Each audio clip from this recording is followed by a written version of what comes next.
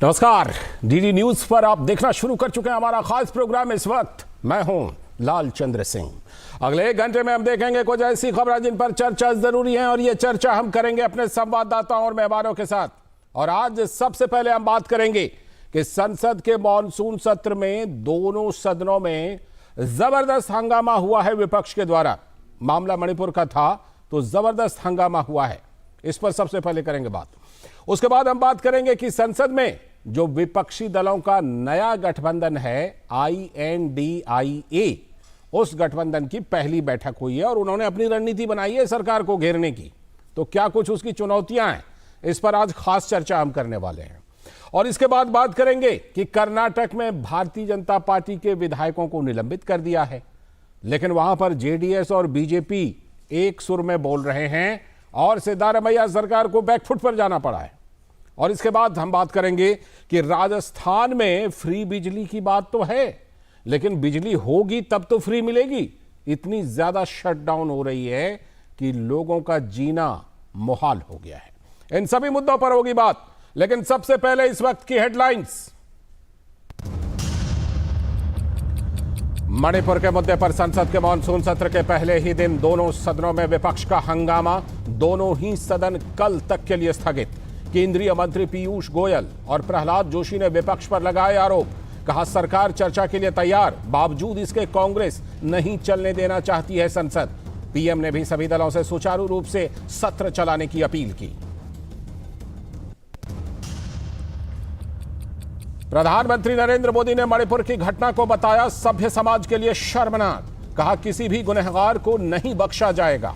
सभी मुख्यमंत्रियों से अपने राज्यों में कानून व्यवस्था मजबूत करने का किया आग्रह। माताओं बहनों की रक्षा के लिए कठोर कदम उठाने का किया आह्वान। सुप्रीम कोर्ट ने भी मणिपुर की घटना पर लिया संज्ञान। कहा जल्द कार्रवाई करे सरकार, वरना देना होगा दखल। 28 जुलाई को अब इस मामले पर होगी सुनवाई।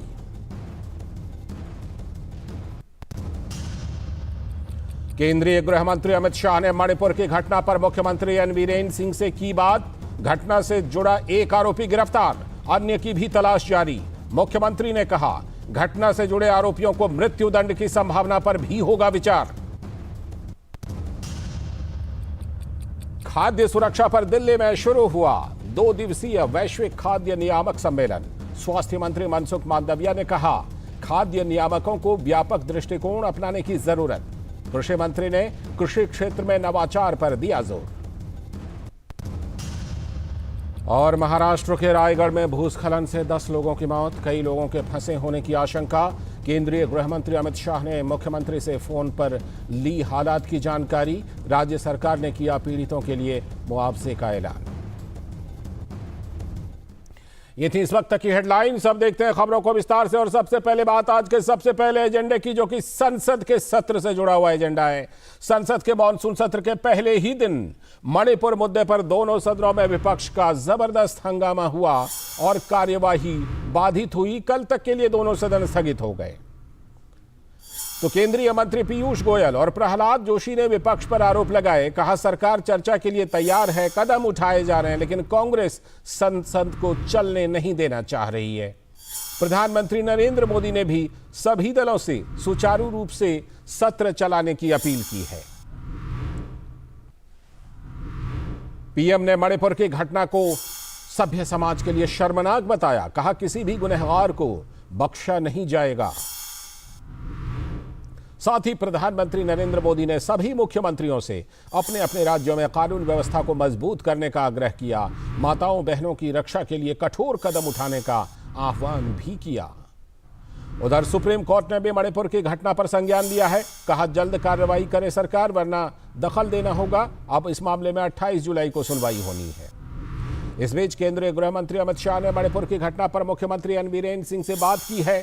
घटना से जुड़ा एक आरोपी गिरफ्तार हो चुका है और अन्य की भी तलाश जारी है। और मणिपुर के मुख्यमंत्री एन वीरेन सिंह ने कहा है कि घटना से जुड़े आरोपियों को मृत्युदंड की संभावना पर भी विचार किया जाएगा। इस बीच राष्ट्रीय महिला आयोग ने भी कहा है कि मणिपुर की घटना से मानवता शर्मसार हुई है और कड़ी कार्रवाई इस मामले में होनी चाहिए। तो क्या कुछ मणिपुर की घटना पर प्रधानमंत्री नरेंद्र मोदी ने कहा। उन्होंने कहा कि सभ्य समाज के लिए यह शर्मनाक घटना है। साथ ही उन्होंने कहा कि किसी भी गुनहगार को बख्शा नहीं जाएगा। मणिपुर की जो घटना सामने आई है, किसी भी सभ्य समाज के लिए यह शर्मसार करने वाली घटना है। इस देश में, हिंदुस्तान के किसी भी कोने में, किसी भी की राज्य सरकार में राजनीतिक वाद विवाद से ऊपर उठ करके कानून व्यवस्था का महात्म्य, नारी का सम्मान, और मैं देशवासियों को विश्वास दिलाना चाहता हूं, किसी भी गुनहगार को बख्शा नहीं जाएगा। कानून अपनी पूरी शक्ति से, पूरी सख्ती से एक के बाद एक कदम उठाएगा। मणिपुर की इन बेटियों के साथ जो हुआ है, इसको कभी माफ नहीं किया जा सकता है। तो यह सख्त संदेश प्रधानमंत्री नरेंद्र मोदी ने साफ तौर पर दिया है। और मणिपुर के मुख्यमंत्री एन बीरेन सिंह ने मणिपुर की घटना पर कहा कि इस मामले में आज पहली गिरफ्तारी हो गई है। साथ ही उन्होंने कहा कि राज्य सरकार आरोपियों के लिए मौत की सजा सुनिश्चित करने का प्रयास करेगी। ये तो ह्यूमैनिटी नहीं है, इसमें ये तो क्राइम अगेंस्ट ह्यूमैनिटी है। ये आदमी का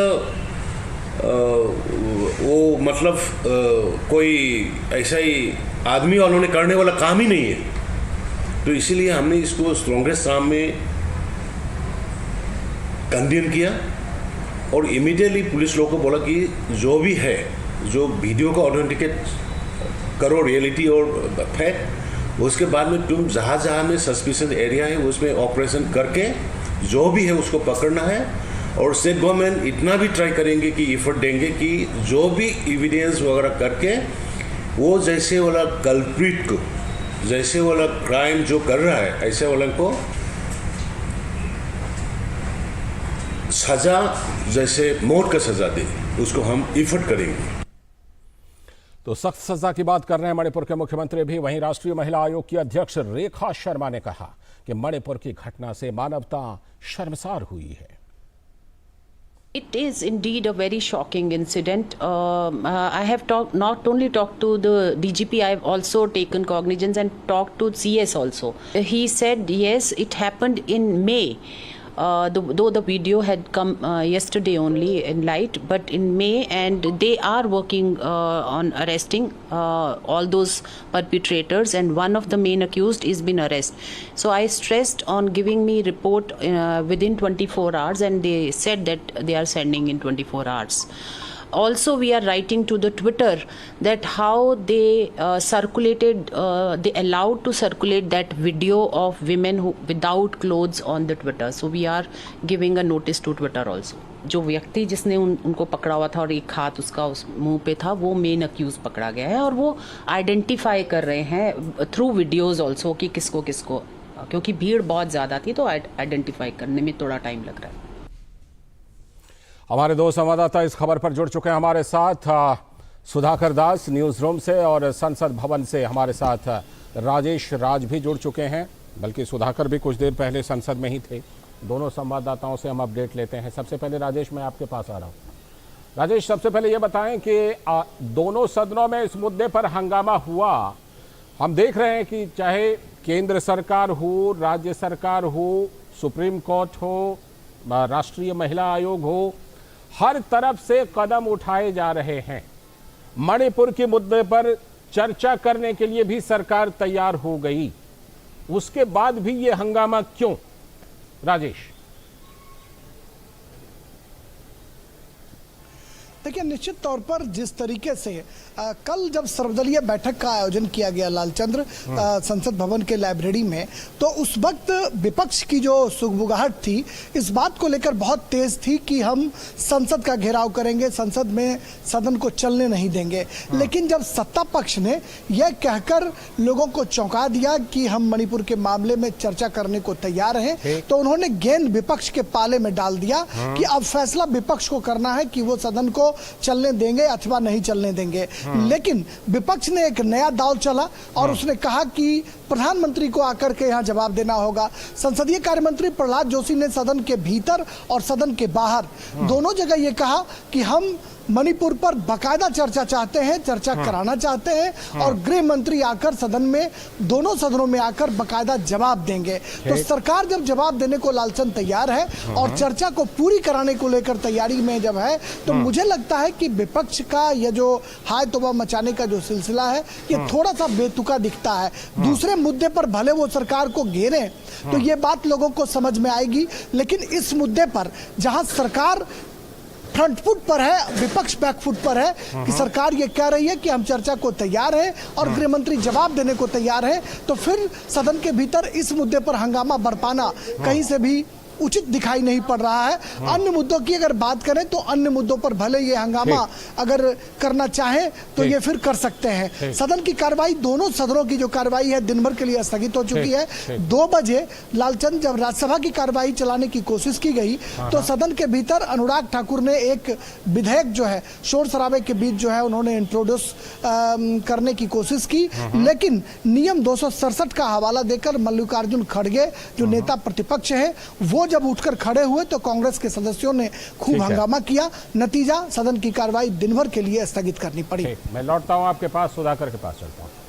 सुधाकर, इस मामले में देखिए प्रधानमंत्री ने सख्त बयान दे दिया है मणिपुर वाले मामले पर। मणिपुर के मुख्यमंत्री ने कहा है कि वो मृत्यु दंड तक की सजा इस मामले में देंगी और हमने देखा कि तमाम तरह के कदम उठाए जा रहे हैं। ये वीडियो पहले नहीं था, कल से ये वीडियो वायरल हुआ है और उसके बाद से तमाम तरह के कदम हर तरफ से उठाए जा रहे हैं।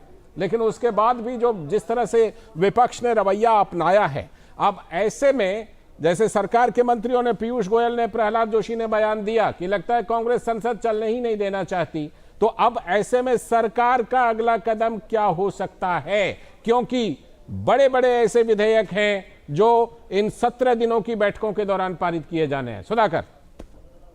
बिल्कुल लालचंद, देखिए, और आप प्रधानमंत्री को आपने सुना होगा जिस तरह की पीड़ा उनके चेहरे पर दिखाई दे रही थी, जो भाव उन्होंने व्यक्त किया, एक तरह से वो देश का भाव था और एक बहुत स्पष्ट संदेश उन्होंने दे दिया कि किसी भी गुनाहगार को किसी भी सूरत में बख्शा नहीं जाएगा। तो ये मैसेज पूरे देश के भीतर गया और निश्चित तौर पर मणिपुर की सरकार एक तरह से जो कानून व्यवस्था के लिए जिम्मेदार है उन तक भी पहुंचा होगा। देखिए, इस मामले में अगर बात की जाए तो कल जैसे ही ये वीडियो सरफेस हुआ था, मणिपुर पुलिस की तरफ से स्वतः संज्ञान लेते हुए मुख्यमंत्री के निर्देश पर मामला दर्ज किया गया था। अपहरण, हत्या और गैंगरेप की जो गंभीर धाराएं हैं उन धाराओं में दर्ज किया गया था।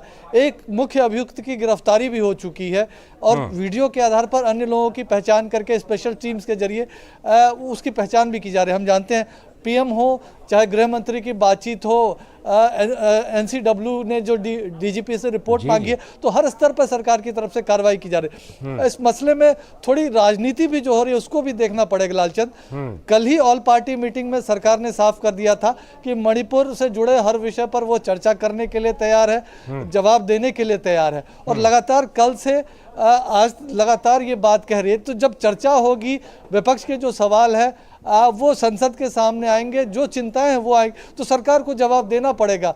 सरकार कह रही है कि गृह मंत्री उसका जवाब देने के लिए तैयार है, बावजूद इसके शोर शराबे में तो कुछ हासिल नहीं होना। अगर विपक्ष के सवाल है तो वो उन सवालों का जवाब उसको सदन के पटल पर ही मिल सकता है, लेकिन अगर सिर्फ राजनीति है तो उसका तो कोई जवाब नहीं मिल सकता। तो यही आरोप सरकार ने विपक्ष पर लगाया है। जो आज पहले दिन ही अगर चर्चा हो सकती थी, कराई जा सकती थी, वो चर्चा नहीं हो पाई और सदन को स्थगित करना पड़ा। जहां 31 हम जानते हैं 31 विधेयक जो विधायी एजेंडे में है सरकार के, और कई विधेयकों का जिक्र पीएम ने भी किया जो जनहित से जुड़े हुए विधेयक है। ठीक, लौटता हूं आपके पास। राजेश, आपने जो जिक्र किया कि ऐसा लगता है कि विपक्ष ने कहीं ना कहीं ये मन बना लिया था कि भले मणिपुर पर चर्चा करने के लिए सरकार राजी हो जाए, लेकिन हम तो कुछ ना कुछ ऐसा करेंगे जिससे कि सदन की कार्यवाही बाधित हो। तो आगे चल करके भी आपको लगता है कि विपक्ष की ये रणनीति, आज विपक्षी दलों की वहां बैठक भी हुई थी INDIA की, तो ये रणनीति रहेगी क्या कि आगे भी इस मुद्दे पर और बाकी मुद्दों पर ऐसे ही बाधा डाला जाए?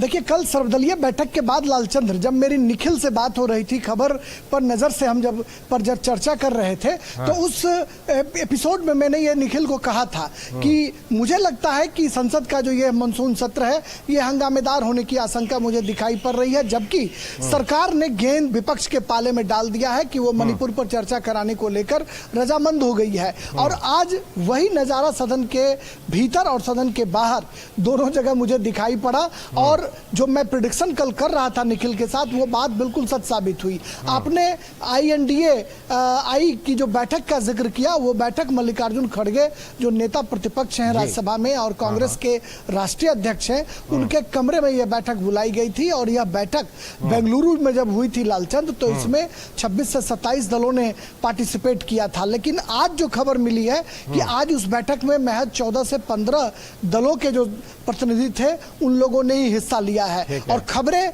जो छन छन कर यही आ रही हैं सूत्रों के हवाले से, और जो कांग्रेसी सांसदों का जो रवैया दिखाई पड़ रहा है कि वो सदन में अवरोध पैदा करने की लगातार कोशिश करेंगे। वो कहते हैं कि जब UPA 1 और UPA 2 के दौरान जब हमारी शासन सत्ता थी, तो उस वक्त भारतीय जनता पार्टी हमें सरकार चलाने नहीं दे रही थी, सदन में अवरोध पैदा कर रही थी।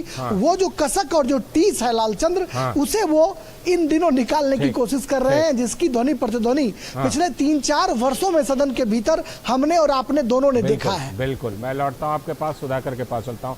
सुधाकर, जो बात अभी राजेश कह रहे हैं कि लगता है कहीं ना कहीं विपक्ष ने मन बना लिया है, INDA की बैठक भी हुई थी कि ऐसी रणनीति है कि सरकार को घेरना है, संसद को नहीं चलने देना है। ऐसे में हम जानते हैं कि बहुत सारे महत्वपूर्ण विधेयक, 21 विधेयकों का आपने जिक्र किया, इन 21 विधेयकों में कई तो बहुत महत्वपूर्ण हैं। एक तो अध्यादेश से जुड़ा हुआ, दिल्ली से जुड़ा हुआ ही है, अधिकारों से जुड़ा हुआ। तो ऐसे में फिर सरकार किस तरह से रास्ता निकाल पाएगी इस मुद्दे पर, ताकि जो कुछ महत्वपूर्ण विधेयक है कम से कम उसे आगे चल करके लिया जाए और पारित कराया जाए? सुधाकर, देखिए, निश्चित तौर पर सरकार की कोशिश जरूर रहेगी। वो लगातार अपील कर रही है विपक्ष से। कल ऑल पार्टी मीटिंग में भी सरकार की तरफ से अपील हुई थी, और आज लगातार सरकार कह रही है कि अगर किसी भी मुद्दे पर आपको सरकार से जवाब चाहिए, आपकी अगर चिंताएं हैं, तो वो सदन के पटल पर रखिए, और सरकार सभी बातों का जवाब देने के लिए तैयार है। हम जानते हैं कि मणिपुर की घटना जैसे ही वो सामने आई, प्रधानमंत्री मोदी के चेहरे पर आप गुस्सा देख सकते थे। इस घटना को लेकर वो जो क्षोभ है, वो पीड़ा है, वो दिख सकती थी, और एक तरह से उसके जरिए सरकार की भावना भी व्यक्त की गई है। लेकिन निश्चित तौर पर हम जानते हैं लालचंद, चुनावी वर्ष भी अब 1 वर्ष से भी कम का समय रह गया है चुनाव में, तो जरूर विपक्ष को भी ये तय करना पड़ेगा कि वो चुनावी मोड में है, संसद की कार्रवाइयों की बहुत ज्यादा चिंता नहीं वो करना चाहती है, या फिर वो चाहती है कि एक सार्थक बहस सदन के भीतर हो, सदन के भीतर सरकार से जवाब तलब किया जाए, वो आरोप जो लगाना चाहती है वो आरोप लगाए, और बिल्कुल एक गंभीर चर्चा हो देश से जुड़े हुए विषयों पर, विधेयकों पर, तो वो विपक्ष को भी तय करना पड़ेगा। अगर विपक्ष इसी तरह से हंगामा जारी रखती है, तो सरकार के आरोपों को ही वो साबित करती हुई नजर आएगी, जिसमें सरकार कह रही है कि विपक्ष सदन चलाने के लिए नहीं तैयार है, पहले से ही मन बना के आई है। जी बिल्कुल, ये लगता है कि कहीं ना कहीं जो INDA की बैठक हुई है उसमें ज़रूर ऐसी कोई रणनीति बनी है, लेकिन उम्मीद यही है कि कम से कम जो बाकी महत्वपूर्ण विधेयक हैं उसको लेकर के, मणिपुर के मुद्दे पर भी चर्चा हो, निश्चित रूप से तमाम मुद्दों पर चर्चा हो, और तमाम महत्वपूर्ण विधेयकों पर भी चर्चा हो। बहुत बहुत शुक्रिया सुधाकर जुड़ने के लिए, और राजेश आपका भी इस खबर पर जुड़ने के लिए। और आगे हम करेंगे आज की खास चर्चा, और आज की खास चर्चा जो हमारी होने वाली है वो ये कि विपक्षी दलों की जो बैठक है, विपक्षी दलों की बैठक में क्या कुछ संसद में हुआ है और क्या कुछ उनकी रणनीति है, क्या कुछ चुनौतियां हैं, इस पर करेंगे हम खास चर्चा। लेकिन फिलहाल वक्त है एक ब्रेक का। भैया जी, सारी तैयारी कर ली अपने गोपाल की शादी की, आप चिंता ही मत कीजिए, लच्छू सब संभाल रहा है। अच्छा भैया जी, जैसे आप बताए थे सेम टू सेम जूते आ गए हैं, शेरवानी फिट करा लिया है, और टोपी एकदम लल्लन टॉप। भैया जी, यहाँ का भी अपॉइंटमेंट ले लिया हमारे लिए। हमने कहा था ना भैया जी, लच्छू सब संभाल रहा है, एकदम हीरो बना के ले जाएंगे अपने भाई को। वहाँ बात की परिवार नियोजन। भैया जी, ऐसी बातों में मर्दों का क्या काम? वाह, अपने परिवार की प्लानिंग में तेरा कोई काम नहीं। जब बहू आएगी तुझे पूछेगी बुड़बक कि परिवार नियोजन का कौन सा तरीका अपनाना है, तो क्या कहेगा? लच्छू संभाल रहा है। क्या बोल रहे हैं भैया जी? फोन लगा। और सिर्फ ब्याह नहीं, ब्याह के बाद की समझदारी की तैयारी करो, समझे? भैया जी शर्माता है, बकलोल है। सेहत और सोच दोनों से तैयार होकर परिवार बढ़ा रहा है इंडिया, अपना भविष्य पक्का बना रहा है इंडिया। फोन करें और परिवार नियोजन से जुड़ी सब जानकारी पाएं। जोड़ी जिम्मेदार जो प्लान करे परिवार।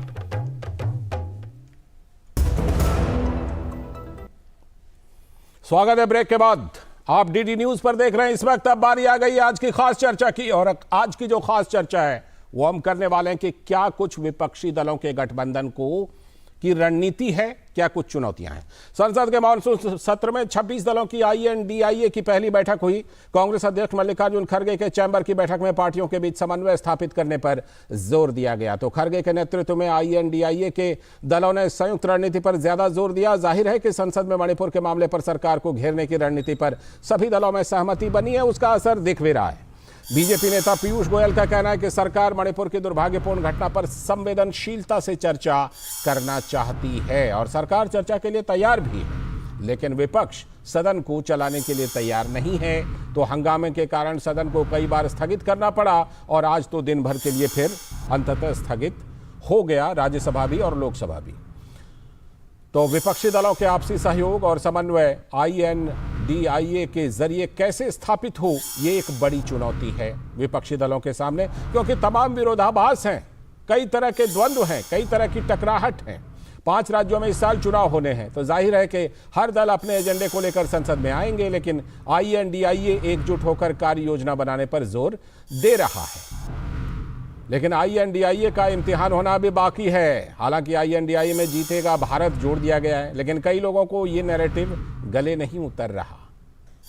महीनों के संघर्ष और कई बैठकों के बाद नाम पर सहमति तो बन गई, लेकिन सीट बंटवारे से लेकर PM पद के उम्मीदवार और कन्वीनर बनाना इतना आसान नहीं है। बार बार वो टल रहा है। नीतीश कुमार की नाराजगी की चर्चा के बीच JDU के अंदर से विपक्षी पार्टियों को जगह नहीं मिलने की बात की जा रही है। इस हालत में नीतीश को संयोजक कैसे बनाया जाएगा, ये बड़ा सवाल है। संसद में हंगामे के बीच INDIA अपनी एकजुटता से बीजेपी को रक्षात्मक स्थिति में लाना चाहती है, लेकिन NDA दलों की आक्रामकता क्या इनके मंसूबे को सफल होने देगी? पिछले साल ममता बनर्जी ने कहा था कोई UPA है ही नहीं, कहां है UPA? अब कह रही हैं कि हमारा सारा फोकस INDIA को लेकर होना चाहिए। तो सवाल यह है कि पिछले साल तक ममता UPA को पहचानती तक नहीं थी, इस साल CPM और कांग्रेस के साथ एकजुट होकर INDIA चाहती है। यह विरोधाभास है।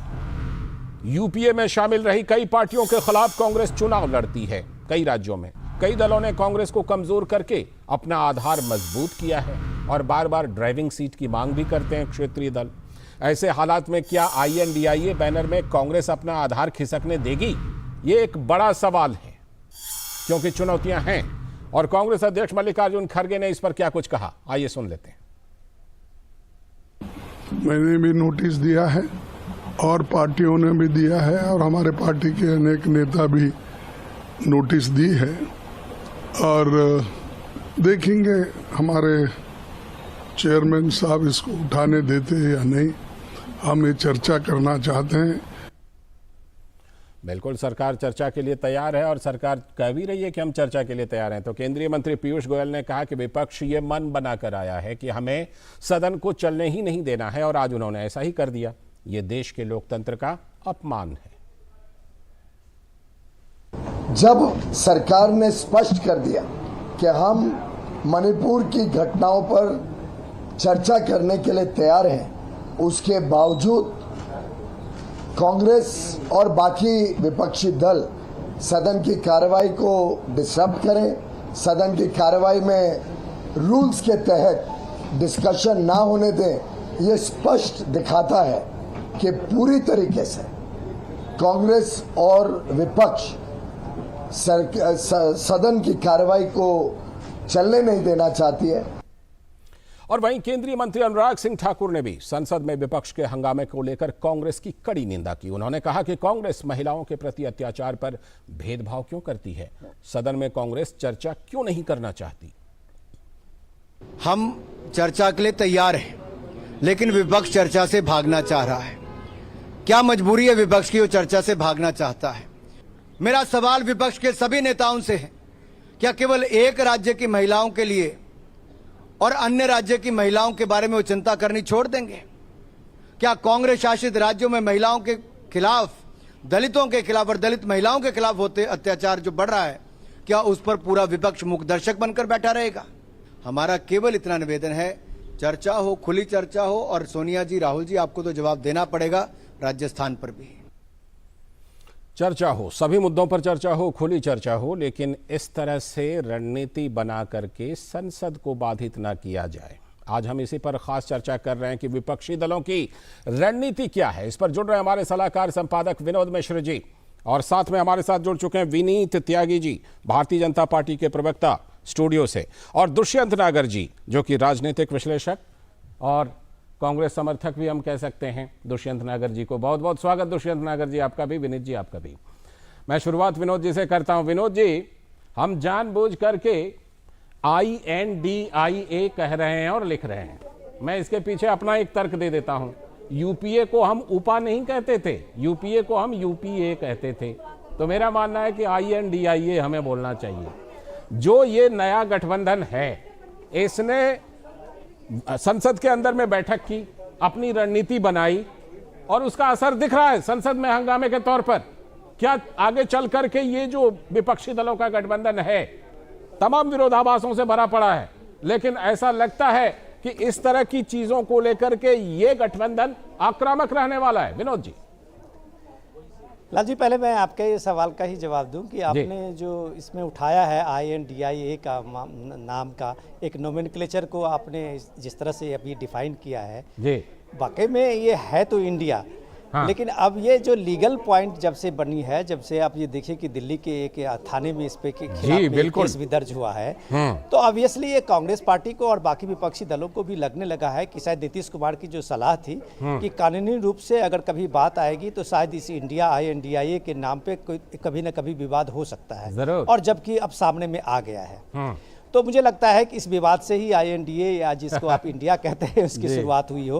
उसके बाद कुछ दबाव बना भारत और इंडिया के लेके, भारत बना इंडिया की चर्चा जब शुरू हुई, तो कांग्रेस के और खास करके राहुल गांधी के ट्विटर हैंडल से आया कि भाई ये इंडिया के साथ में जो है भारत जीतेगा भी, उसका एक टैग लाइन उसमें जोड़ा गया था। मतलब इसमें एक संपूर्णता, इंक्लूसिवनेस की बात शुरू हुई थी। लेकिन कॉन्ट्राडिक्शंस जो है उस नाम से अलग इस बात की चर्चा करें तो अभी जो आज INDIA जिसको आप कहते थे इंडिया, उसके सभी दलों की जो 26 दल हैं उनकी एक मीटिंग का आज पहला दिन संसद में इसका था। एक तक कह सकते हैं कि कांग्रेस के फ्लोर मैनेजमेंट का आज एक बड़ा टेस्ट भी था जी, जिसमें सारे दल जो कर्नाटक में आए थे वो दल इसमें मौजूद हों, और दूसरी कि हर दलों के तरफ से जो अपना अपना एजेंडा होता था वहाँ पे, चाहे एडजर्न मोशन के लिए हो या फिर चर्चा के बात को लेके हो या अलग अलग धाराओं का उसमें संसद में चर्चा को लेके जो अपने अपोजिशन के लोग जो अपना एप्लीकेशन डालते हैं उनको लेके हो, तो इन सारी चीज़ों पे जब चर्चा आज का मल्लिकार्जुन खड़गे के चैम्बर में इस बात की शुरुआत हुई थी, तो इस पर कहा गया था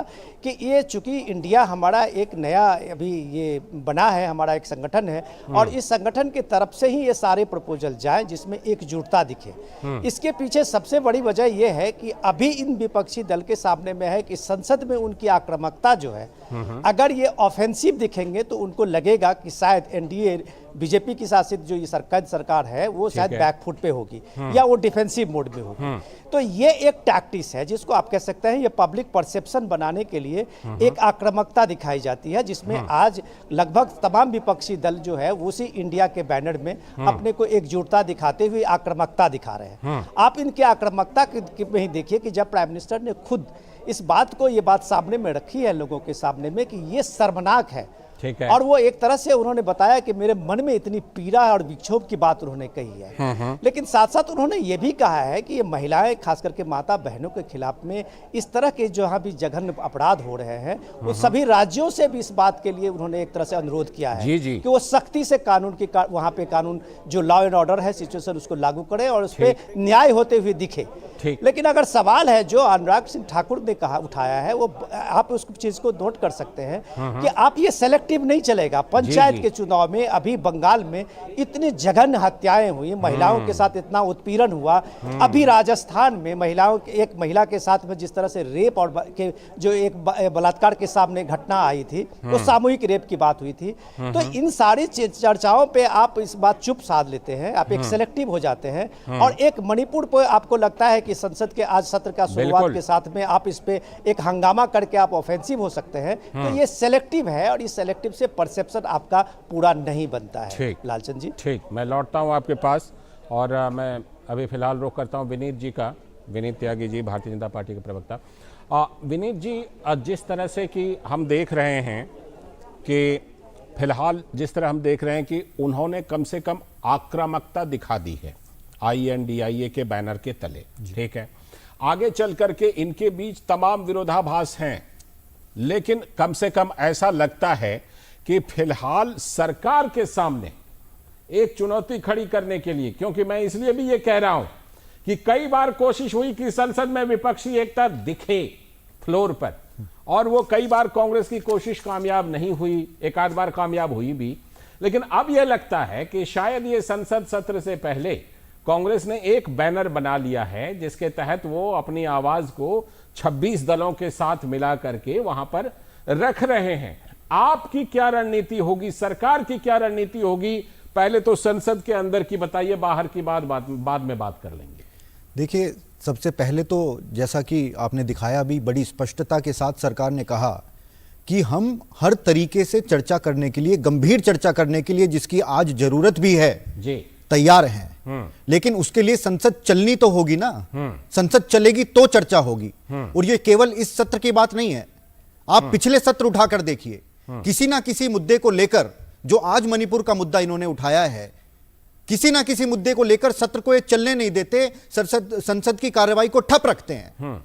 जब संसद चलती है तब ये वहां मौजूद नहीं होते, नदारद रहते हैं इनके बड़े नेता वहां से। तो वो गंभीरता संसद के लिए इनकी है। देखिए, नियत का अंतर है, यहां मुद्दा मैटर नहीं करता इनके लिए, इनकी नियत मैटर करती है, जो कि ये मन बना चुके हैं पहले से ही कि संसद को हम चलने नहीं देंगे, वो स्पष्ट है।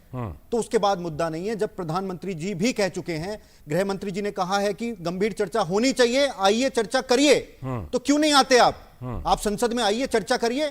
किसने आपको रोका है? आप इतने गंभीर, इतना जो मानवता को शर्मसार कर देने वाली घटना है, उसको भी अपनी राजनीति के लिए इस्तेमाल करना चाहते हैं। इससे पहले भी आपने क्या देश में, देश की सेना हो, सुरक्षा हो, हर चीज को अपनी राजनीति के लिए यूज किया है। आज आप एक महिला की इज्जत को इस तरह से राजनीति के लिए इस्तेमाल करना चाहते हैं। कितना नीचे गिरेंगे आप राजनीति के लिए। और देखिए, INDA की बात करें, ये इंडिया कह लें उसे, नाम बदल देने से चरित्र नहीं बदलता। आप किसी बिल्ली को टाइगर कह देंगे तब भी वो म्याऊ ही करेगी, वो दहाड़ना शुरू नहीं कर सकती है। तो ये आपको ध्यान रखिए। एंटीनियो माइनियो का नाम आप सोनिया गांधी रख सकते हैं, राहुल विंसी का नाम आप राहुल गांधी रख सकते हैं, और आप अपने गठबंधन का नाम भी UPA से बदलकर INDA रख सकते हैं। लेकिन आपका चरित्र वही है। आज भी आप देश को रोक देना चाहते हैं, देश की कार्रवाई को रोक देना चाहते हैं। ठीक है, मैं जवाब लेता हूं। दुष्यंत नागर जी, मैं पहले आप ही के पास आना चाह रहा था, लेकिन आपका कनेक्शन थोड़ा टूट रहा था बीच में, तो मैं अब आपके पास आ रहा हूं। ये सवाल उठ रहा है कि तमाम तरह के विरोधाभास हैं INDIA के अंदर में। देखिए ना, कन्वीनर के नाम का ऐलान हुआ, ना सीट शेयरिंग पर कोई बात हुई, लेकिन ऐसा लगता है कि संसद सत्र से ठीक पहले इस प्लेटफॉर्म का गठन होता है, उसके बाद पूरी रणनीति बनाई जाती है। तो कांग्रेस की क्या यही स्ट्रेटजी है कि जो संसद में विपक्षी एकता करने में उनको मुश्किल होती थी, उसका फिलहाल एक प्लेटफॉर्म मिल गया है संसद में, भले बाकी जगहों पर वो बात आगे नहीं बनी हो, नहीं बढ़ी हो? दुष्यंत जी, देखिए सर, ये प्लेटफॉर्म तो जनता ने बनाया है। अच्छा। जनता के दबाव में, जनता की आकांक्षाओं की वजह से ये सभी दल एक साथ आए हैं, और रणनीतिक रूप से जैसे जैसे समय आता जाएगा उसी के हिसाब से कन्वीनियर भी डिक्लेयर हो जाएगा, और सीटों के बंटवारे को लेकर सब कमेटियां भी बन जाएंगी। कहीं कोई दिक्कत नहीं है और किसी तरह की कोई दुविधा भी नहीं है। और मैं बताना चाहता हूं कि 1-2 दल और हैं जो और इस गठबंधन में आ सकते हैं। INDA जो आपने नाम दिया है, इंडिया जिसे भारत भी हम लोग कहते हैं, हमारा प्यारा देश है, उसमें शामिल हो सकते हैं। दूसरी बात मैं कहना चाहूंगा, भारतीय जनता पार्टी के हमारे प्रवक्ता ने बड़ी बड़ी बातें करी। भाई, पिछले अटल जी और आडवाणी जी के समय और हमारे सुषमा जी और अरुण जेटली जी के समय 2 बड़ी घटनाएं हुई महिला उत्पीड़न की। एक नैना साहनी की घटना हुई, दूसरी घटना निर्भया की हुई। क्या भारतीय जनता पार्टी ने सदन को चलने दिया? आप अपने लिए अलग नियम रखेंगे, दूसरों के लिए अलग नियम रखेंगे। ये देश की जनता 140 करोड़ बेवकूफ नहीं है, ये देख रही है आप लोग क्या कर रहे हैं। और जिस प्रकार से मणिपुर की घटना को अन्य राज्यों के साथ तुलना करने का प्रयास किया जा रहा है, ये बहुत ही शर्मनाक है। मणिपुर में 75 दिन से क्या हो रहा है? मणिपुर में हिंसा हो रही है, लगातार वायलेंस हो रहा है, और एक घटना नहीं है, 5-6 घटना ऐसी हुई हैं। खुद मुख्यमंत्री महोदय ने एक टीवी चैनल पे इंटरव्यू में इस प्रकार से कहा है। तो मणिपुर की तुलना आप कभी राजस्थान से करके, कभी किसी अन्य राज्य से करके जवाबदेही से बच नहीं सकते। मणिपुर अस्थिर राज्य हो चुका है। मणिपुर भारतीय जनता पार्टी और मोदी सरकार की विफलता का एक प्रमाण है, जो चिल्ला चिल्ला के बता रहा है कि यहाँ पे सरकार नाम की कोई चीज नहीं है, यहाँ कानून व्यवस्था नाम की कोई चीज नहीं है। अच्छा, ठीक है। और जब कांग्रेस के नेता श्री राहुल गांधी वहां गए लोगों के बीच में दुख बांटने के लिए, तो इनकी सरकार ने उनको पीड़ितों तक जाने के लिए व्यवधान उत्पन्न किए, वहां जाने नहीं दिया। ये लोकतंत्र है। बातें बड़ी बड़ी कर लो, बातें करने में तो कुछ लगता नहीं है, और भाजपा में तो सिखाया ही बातें करना जाता है, काम तो करना किसी को कुछ आता नहीं है। अच्छा, ठीक है। आपके इन आरोपों पर मैं विनीत जी से जवाब लूंगा, लेकिन पहले विनोद जी के पास चलता हूं। विनोद जी, जरा सा ये देखिए कि जो वो दुर्भाग्यपूर्ण घटना है, रेयरेस्ट ऑफ द रेयर कहेंगे, जिस तरह का क्राइम है वो, विनोद जी, इसमें कोई शंका की बात नहीं, लेकिन वो मई की घटना है। वीडियो वायरल होता है संसद सत्र से ठीक 1 दिन पहले, और संसद में एक रणनीति बनती है। ये पूरा का पूरा अगर मिला करके देखा जाए तो लगता नहीं है कि हर संसद सत्र से पहले कभी विदेश से, कभी देश से कुछ ऐसा छोड़ा जाता है जिससे कि संसद के सत्र में बाधा निश्चित रूप से पड़े। लाल जी, देखिए, सबसे ये बात यह है कि मैं कुछ बात जो नागर साहब से सहमत हो सकता हूं कि ये शर्मनाक घटना तो है जी, और अति निंदनीय घटना भी बेशक है। और सबसे इम्पोर्टेंट ये है कि हम इसके टाइमिंग को लेके पार्लियामेंट के समय के साथ में और इसके 1 दिन पहले इसका आना चौंकाने वाली बात तो है, लेकिन सवाल ये मणिपुर सरकार की, आप ये कह सकते हैं कि उनकी एक लापरवाही भी है। इसमें तो कोई दो मत नहीं है कि जिस तरह की ये घटना मणिपुर में हुई है, और जिस तरह से एक 2 महिलाओं के साथ में एक भीड़ ने जिस तरह से वहां पे उनके साथ में दुर्व्यवहार किया है, इसकी तो जितनी आप निंदा करेंगे ये कम है। लेकिन नागर साहब को थोड़ा सा इस बात को, जब वो अपने को पॉलिटिकल एनालिस्ट कहते हैं, तो थोड़ा सा बैलेंस उनको भी करना चाहिए। जब वो नैना साहनी से और इसको मिलाते हैं तो वो भूल जाते हैं कि एक कांग्रेस के नेता ने एक महिला को किस तरह से तंदूर में जला दिया था। बिल्कुल उसकी घटना को, और एक भीड़, एक हिंसा प्रभावित इलाके में एक जो जिसका कि आप ये कह सकते हैं कोई फेस नहीं है, उस भीड़ का कोई ये नहीं है कि वो कौन लोग हैं, किस तरह से लोग हैं, पुलिस अभी तफ्तीश कर रही है।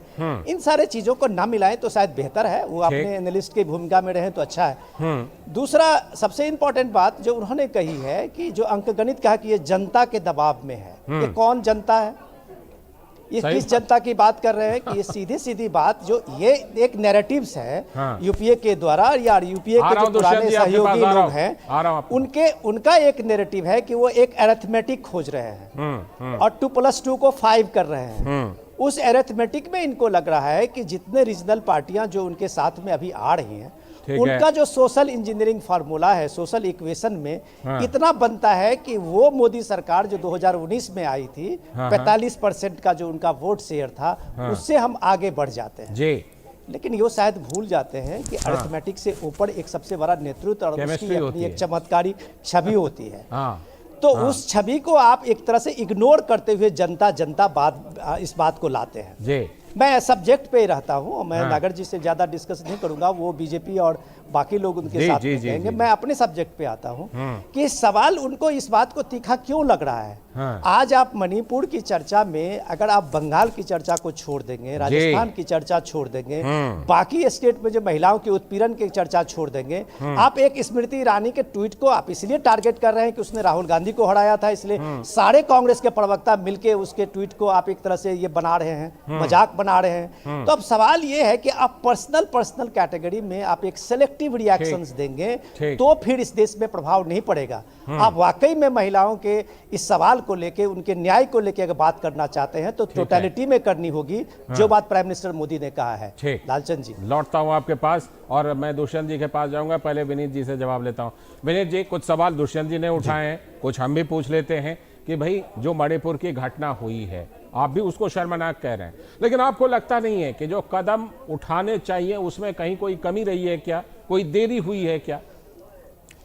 देखिए, मणिपुर की जो घटना है, हाँ। जैसे प्रधानमंत्री जी ने कहा कि पूरी सोसाइटी को, एक समाज को शर्मसार कर देने वाली, पूरे देश को शर्मसार कर देने वाली। दिल रोता है जब उस महिला के बारे में हम सोचते हैं, देखते हैं, और हमें एक समाज के रूप में सोचना भी चाहिए कि हम कितना आगे आए हैं और आज भी हम कितना नीचे गिरे हुए हैं, ये सोचना चाहिए। लेकिन आप उसको जब राजनीति के लिए इस्तेमाल करते हैं तो आप उन दरिंदों से ज्यादा ऊपर नहीं है, ये भी समझिए। आप कैसे एक महिला को अपनी राजनीति के लिए इस्तेमाल कर सकते हैं? दुष्यंत जी, आ रहा हूं आपके पास। और दुष्यंत जी कह रहे हैं कि राहुल गांधी जी मणिपुर गए थे जब हमारी राजस्थान की बेटी के साथ अत्याचार हुआ था। राजस्थान तो दिल्ली से कोई ज्यादा दूर नहीं है, क्यों प्रियंका गांधी जी नहीं गई वहां पर? जो लड़की है और लड़की के लिए लड़ सकती हूँ ये कहती थी, वो नहीं गई वहां पर। राहुल गांधी जी नहीं गए वहां पर। उनका मणिपुर जाना क्या ये नहीं दर्शाता कि केवल राजनीति करनी है इनको? और दूसरा, जहां अलायंस की बात कर रहे हैं, मैं दुष्यंत जी से बाकी चीजों पे सहमत हूं या ना हूं, एक बात पे पूरी तरीके से सहमत हूं। वो क्या है? कि जनता के दबाव में ये अलायंस किया है इन्होंने, INDA। अच्छा। क्योंकि जनता ने जिस तरह से इनको नकार दिया। अच्छा, आपका वो एंगल है कि नकार दिया इसलिए करना पड़ा, इसलिए इनको साथ आना पड़ा, क्योंकि अपना अस्तित्व बचाने के लिए लड़ रहे हैं। हाँ। काफी लोग तो अपने परिवार को बचाने के लिए कि कैसे राजनीति में इनका परिवार बचा रहे, हाँ। इनके बच्चों का राजनीतिक भविष्य कैसे संवर जाए, हाँ। इसलिए लगे हुए हैं इस अलायंस में। हाँ। कुछ लोग लगे हैं जिन्होंने हजारों करोड़ों रुपया गबन किया है, हाँ। जिनको पता है कि आज नहीं तो कल हमें जेल के अंदर बैठना ही है, हाँ। वो लोग अपने आप को बचाने के लिए लड़े हैं। तीसरी कोई कैटेगरी नहीं है इस अलायंस में। नहीं तो एक दूसरे के खून के प्यासे लोग जो कहते थे कि केरल में हमारे कार्यकर्ताओं की हत्या लेफ्ट ने की है, उन्हीं हत्या से रंगे हुए, खून में रंगे हुए हाथों से आप हाथ मिला रहे हैं बेंगलोर में जाकर। ठीक, बंगाल क्या मजबूरी है आपकी? सवाल बंगाल में भी उठ रहे हैं, तृणमूल के साथ जिस तरह एक साथ बैठ रहे हैं। मैं लौटता हूं आपके पास, मैं दुष्यंत नागर जी के पास चलता हूं। दुष्यंत नागर जी, ये देखिए सवाल तो उठेगा, मणिपुर का case rarest of the rare है, नो डाउट, इसमें कहीं कोई शक की बात नहीं है, और उसमें सब लोग इस चीज की एक स्वर से निंदा कर रहे हैं, कार्रवाई की बात कर रहे हैं। लेकिन सवाल यह है कि आप क्या, पश्चिम बंगाल में चुनावी हत्या होती है, चुनावी हत्या मतलब क्या? पार्टी के लोग हत्या करते हैं, नेता हत्या करते हैं, कार्यकर्ता हत्या करते हैं। अगर आप उस पर चुप रहेंगे तो सवाल तो उठेगा ना। वहां पर खून का खेला खेला गया, लेकिन किसी के मुंह से एक शब्द नहीं निकला। नहीं, बिल्कुल ऐसा नहीं है। चुनावी हिंसा को कांग्रेस ने कभी बढ़ावा नहीं दिया और न ही कांग्रेस पार्टी ने कभी उसका समर्थन किया है। कांग्रेस ने बंगाल में हुई चुनावी हिंसा की कड़ी शब्दों में निंदा की और दोषियों पर कार्रवाई करवाने के लिए सरकार के ऊपर व्यापक दबाव डाला है।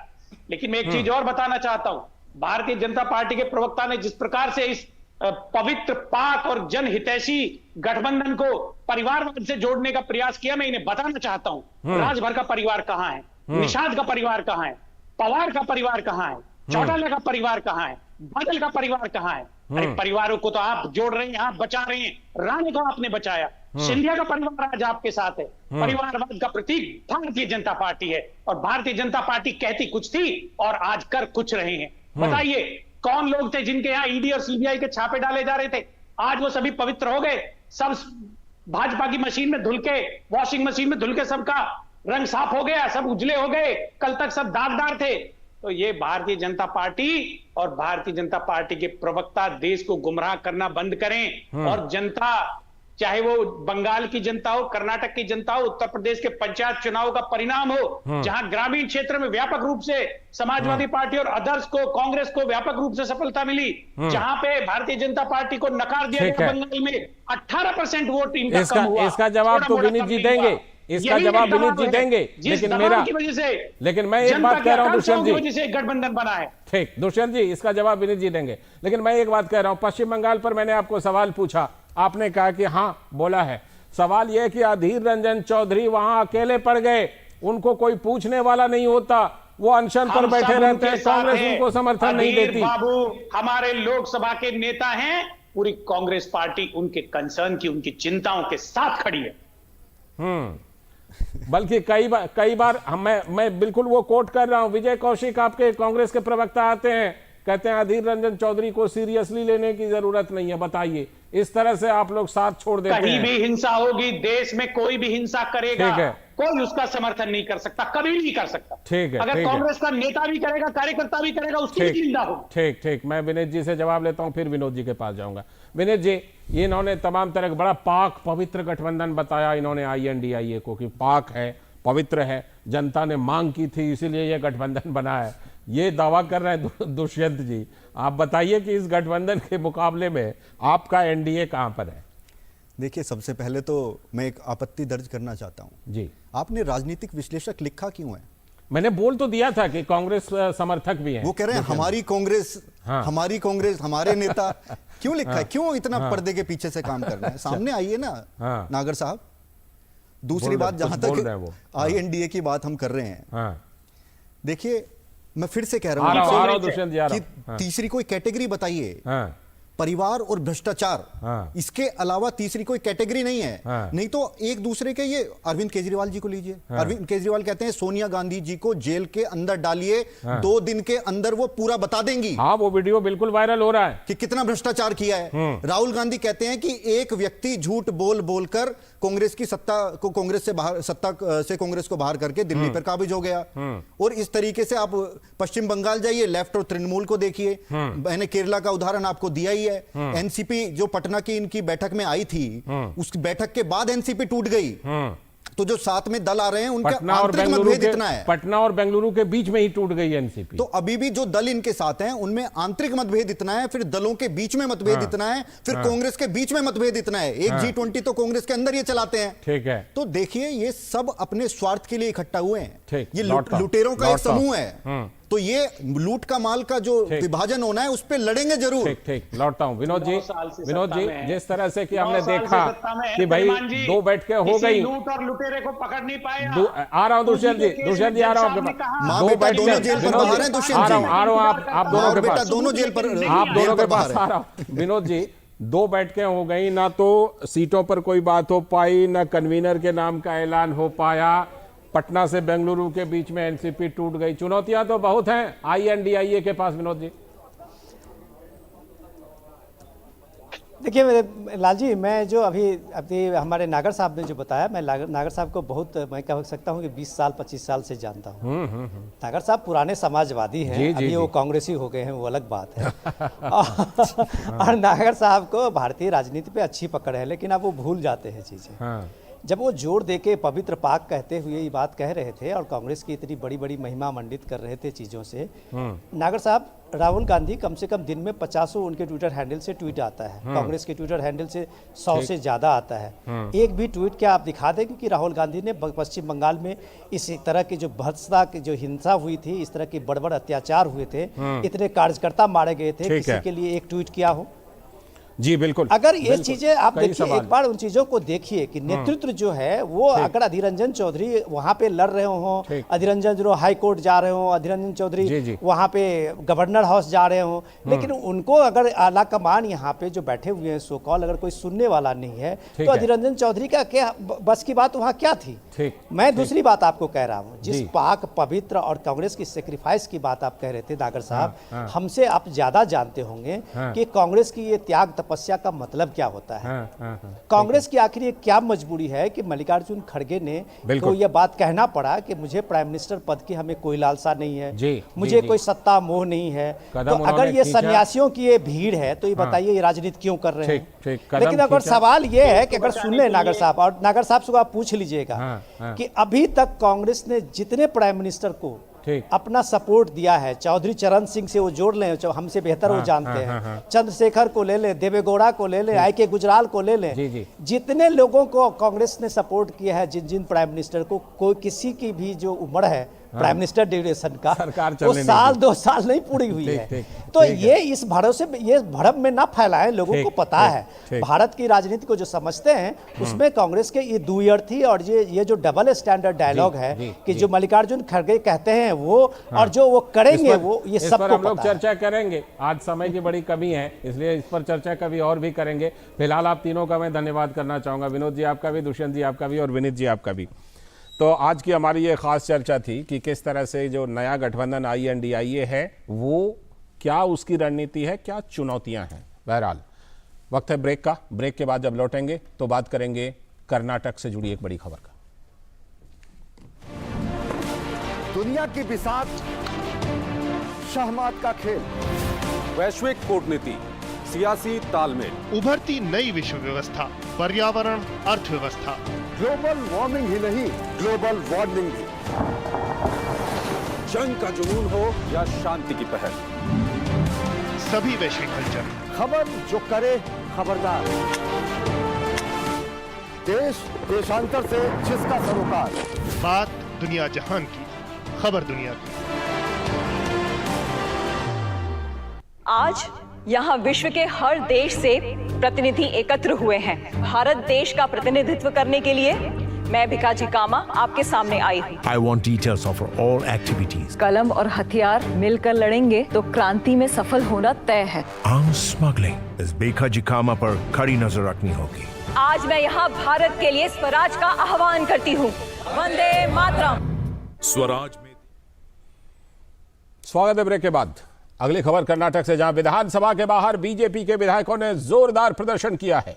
उनकी मांग है कि निष्कासित विधायक सदन की चर्चा में लौटें। और यह पूरा मामला यह कि बीजेपी का आरोप है, कर्नाटक विधानसभा के बाहर बीजेपी के विधायकों ने जोरदार प्रदर्शन किया है। उनकी मांग है कि निष्कासित विधायक सदन की चर्चा में लौटें। दरअसल बीजेपी का यह आरोप है कि विपक्षी दलों की मीटिंग में कर्नाटक सरकार ने IAS अधिकारियों को नेताओं के स्वागत में लगा दिया था। यही मुद्दा था। मामले पर विपक्ष का हंगामा बढ़ा और इसके बाद स्पीकर ने सदन से 10 बीजेपी विधायकों को निष्कासित कर दिया था। पूर्व मुख्यमंत्री बसवराज बोम्मई ने कर्नाटक सरकार को निरंकुश शासक बताया, लोकतंत्र के लिए काला दिन बताया और कहा कि वे सदन से सड़क तक संघर्ष करेंगे। और उधर HD कुमारस्वामी जो पूर्व मुख्यमंत्री हैं, उन्होंने राज्य सरकार की कड़ी निंदा करते हुए कहा कि यह कर्नाटक मॉडल का लोकतंत्र है, जबकि कांग्रेस कह रही है कि सदन में अनुशासन जरूरी है। तो सवाल यह है कि फ्रीडम ऑफ स्पीच की दुहाई देने वाले लोग कहां पर हैं? जब माननीय विधायकों को भी सदन में अपनी बात रखने की आजादी नहीं देंगे तो फिर सदन की चर्चा तो बेईमानी ही होगी ना। दरअसल विधानसभा सत्र में बीजेपी और JDS की जो एकजुटता हुई है उसने कांग्रेस सरकार के मंसूबे पर पानी फेर दिया है और विपक्ष के कड़े तेवर के बाद सरकार को कई बिल वापस भी लेने पड़े हैं। तो पूर्व मुख्यमंत्री HD कुमारस्वामी ने राज्य सरकार की कड़ी निंदा करते हुए कहा कि यह कर्नाटक मॉडल का लोकतंत्र है। We are disappointed about the development. This government wanted to demolish opposition parties. For that, actually, we also join hand with BJP to work together on the floor about the Congress misdeeds. For that, we are going to meet governor also. We will give a memorandum to the governor. हमारे संवाददाता आयशा खानम जुड़ चुकी है हमारे साथ बेंगलुरु से। आयशा, जिस तरह से कि JDS और बीजेपी जिस तरह एकजुट हो गई है और जिस तरह से विधानसभा में हंगामा का मामला हो या तमाम चीजें हो, निष्कासन का मामला हो, ऐसा लगता है कि सिद्धारमैया सरकार बैकफुट पर नजर आ रही है और उसी का नतीजा है कि कई विधेयक जिनके बारे में उन्होंने बोला था उसको उन्हें वापस लेने पड़े, ठंडे बस्ते में डालने पड़े। जी हाँ, बिल्कुल लालचंद। देखिए, बेंगलुरु में इस वक्त तेज हवा चल रही है। विधानसभा के बाहर हम खड़े हैं और जैसे जैसे चुनावी समीकरण बदल रहा है, हवा का रुख भी बदलता जा रहा है, लेकिन विधानसभा के अंदर जो विपक्ष ने सवालों की आंधी खड़ी की है उसका जवाब कांग्रेस के पास नहीं है। और इस आंधी के सामने सिद्धरामैया कुछ हद तक कमजोर पड़ते नजर आ रहे हैं, क्योंकि कल सिद्धरामैया ने जब सदन में हंगामा हुआ था तो उन्होंने इस बात को लेकर डिफेंड करने की कोशिश की कि जिन सरकारी अधिकारियों को प्रोटोकॉल ड्यूटी पर लगाया गया था वो इसलिए क्योंकि कई राज्यों के मुख्यमंत्री और पूर्व मुख्यमंत्री इस बैठक में पहुंचे थे, लेकिन ये इस बात का उनके पास जवाब नहीं है कि प्रोटोकॉल के अलावा उन्हें जो दूसरी ड्यूटी के लिए लगाया गया था, जबकि ये पूरा राजनीतिक मंच था, ये दुरुपयोग कैसे हुआ। तो कर्नाटक में कांग्रेस सरकार लगातार इन सवालों के जवाब देने में असमर्थ नजर आ रही है और 10 विधायकों को सस्पेंड कर दिया है। तो आज लगातार विधानसभा के बाहर जो है है बीजेपी के विधायकों ने गांधी स्टैचू के सामने विरोध प्रदर्शन किया और राज्यपाल से भी मिले। अब ये पूरी बात जो है राजभवन तक पहुंची है और राज्यपाल से शिकायत भी की और राज्यपाल को एक मेमोरेंडम सबमिट किया और बताया कि कैसे यहाँ पर विपक्ष के बोलने की आजादी छीनी जा रही है और कर्नाटक सरकार जो झूठे वादे करते हुए एक तो लोगों को भटका रही है और जो 5 गारंटी की बात को लेकर भी लोगों को लेट डाउन किया है, तो दूसरी तरफ विपक्ष की आवाज को भी कुचलने की कोशिश कर रही है। तो ये राज्यपाल ने इस मेमोरेंडम को देने के बाद राज्यपाल ने एक पत्र लिखा है मुख्यमंत्री को ताकि मुख्यमंत्री इस पूरे मामले पर जवाब दे सके। ठीक, हम आगे भी आपसे इस पर चर्चा करते रहेंगे। फिलहाल आपका बहुत बहुत शुक्रिया। समय की आज कमी है, इसलिए बढ़ते हैं अगली खबर की तरफ। अगली खबर राजस्थान है, जहां पर फ्री बिजली के बीच पावर कट की समस्या से भारी परेशानी में लोग जी रहे हैं। राज्य के गांवों के साथ ही शहरों में भी हो रही है कई घंटों तक बिजली की कटौती और गर्मी से लोगों का बुरा हाल है। दरअसल बिजली कटौती से राजस्थान गांवों के साथ ही शहरों में भी कई घंटों की बिजली की कटौती हो रही है, तो लोगों का बुरा हाल है। गांवों के साथ ही शहरों में भी ये कटौती हो रही है, तो किसानों का भी भारी नुकसान हो रहा है क्योंकि किसान अपने फसलों की सिंचाई नहीं कर पा रहे हैं। राजस्थान में एक बार फिर से पूरे राजस्थान में असमय शटडाउन है और बिजली नहीं होने से लोगों के कई काम ठप पड़ गए हैं, शहर से लेकर गांव तक। साथ ही राजस्थान में एक बार फिर से कानून व्यवस्था और महिला सुरक्षा को लेकर सवाल उठ रहे हैं।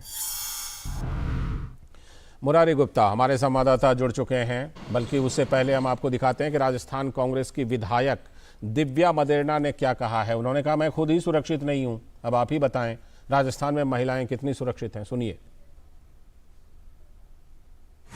और मेरे आरोपी गिरफ्तार नहीं हो रहे, तो खुद के लट बज रहे हैं सरेआम। 20 जने मेरी गाड़ी पर अटैक कर रहे हैं, जबकि मैं पुलिस कस्टडी में गई, पुलिस सुरक्षा में गई। मैंने एसपी से पुलिस सुरक्षा ली है, मेरे आगे 2 पीछे 2 गाड़ी चलती है, मेरे साथ में सब इंस्पेक्टर चलता है। 2 दिन पहले मुझे धमकी मिलती है, 5 थाने वहाँ पे तैनात होते हैं, एडिशनल एसपी वहाँ तैनात है, सीओ तैनात है, 4 इंस्पेक्टर्स आपके थाने तैनात है। कितना आपने कितनी पुलिस फोर्स बुला रखी थी आपको पता था वहाँ आशंका की।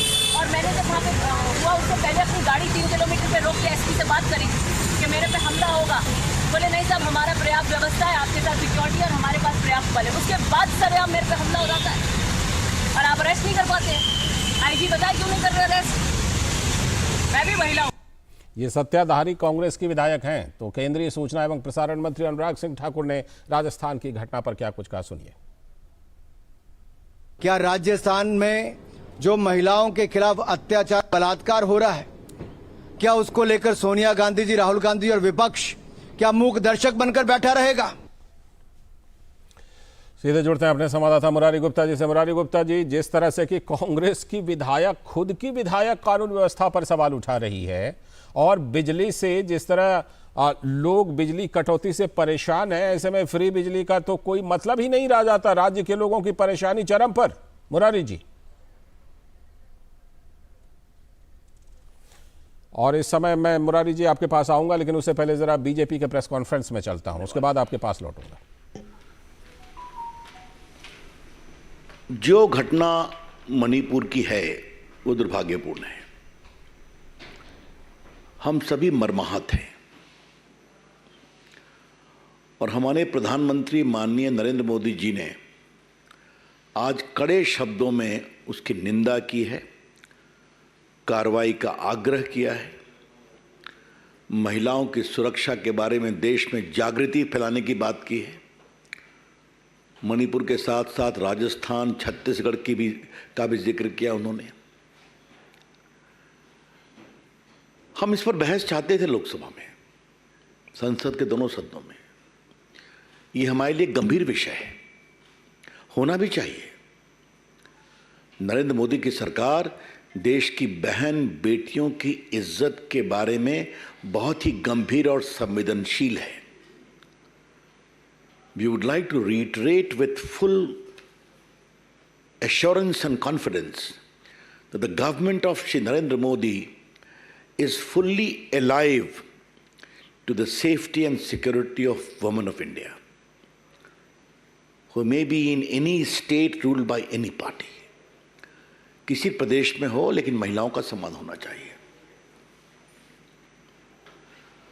आज ये बहुत पीड़ा की बात है कि जब भाजपा की ओर से राज्यसभा में पीयूष गोयल जी और लोकसभा में प्रहलाद जी ने साफ साफ कहा था कि हम इस मणिपुर पर चर्चा करने को तैयार हैं, तो कांग्रेस पार्टी और विपक्ष किस क्लॉज में चर्चा हो इसी पर बहस कर रहे हैं। तो आपके लिए वहां की घटना इंपॉर्टेंट नहीं है, बहस का क्लॉज इंपॉर्टेंट है। इस बात को समझिए।